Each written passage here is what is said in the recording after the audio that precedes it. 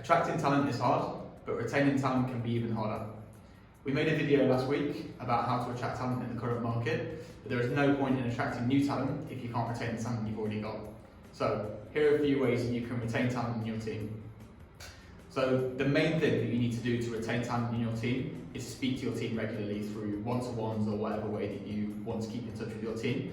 But if you're not discussing how your team are getting on and if they're happy in their current role, then you're never going to know if they are looking elsewhere.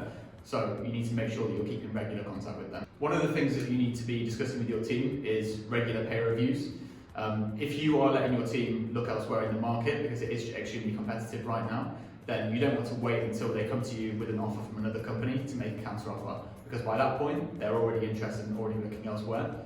We regularly speak to engineers about not accepting counter offers because there's a reason they've been looking elsewhere, because they don't feel valued in their current role. So if you can make sure that your engineers do feel valued in their current role and are being paid correctly, then they're less likely to leave and take an offer with another company. Another thing you can do to retain talent in your team is to make sure they're receiving regular growth opportunities, not just in terms of growing in their position in the company, but also in their skill set.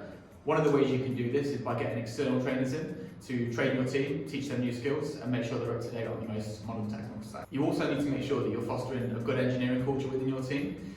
One of the ways you can do this is by making sure that everybody is accountable for their work, but also having team accountability is a really good thing as well, because it makes sure that people are supporting each other in different areas and taking group responsibility for the task at hand. One of the most important things you need to understand is the pitfalls of your company. So some companies may have less interesting products than others, or some companies may be working on legacy technical stacks, and you need to be very, very aware of what the pitfalls are of your company so that you can address them head on and so that you can improve on the positivity of your company to outweigh the negatives. One of the ways you can do this is by getting regular feedback from your engineers and having a very open and honest environment so that your engineers feel comfortable giving you this feedback, and this will not only allow you to retain your current talent, but also will be very helpful when attracting new talent to your team. It is really important to also progress people at their own pace. So some people don't want to progress into management positions or leadership positions. They're very, very happy becoming a very senior engineer and leading from the front rather than leading through people management. On the flip side, some people really, really want to get into leadership and really want to be managers. So it's important to discuss regularly with your team what their goals are for their career and where they see it going, so you can make sure you're providing them with the right career steps to get to where they want to be. The last thing you need to do is make sure that you have a very clear remote working culture. If you have some people working on a hybrid model and some people working in the office or some people working fully remote, it's absolutely fine, but you need to make sure that the expectations are set right from the very start so that people aren't confused about what is expected of them when working remotely. It's really important to make sure that you're getting the most out of your talent partner. So not only should your talent partner be telling you how to attract talent and helping you attract talent for your team, but they should also be telling you on how to retain talent.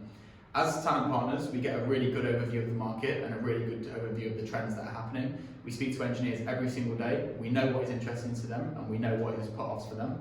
So if you can speak to your talent partner and really understand what it is that engineers are looking for, you have a much better chance of retaining talent in your team.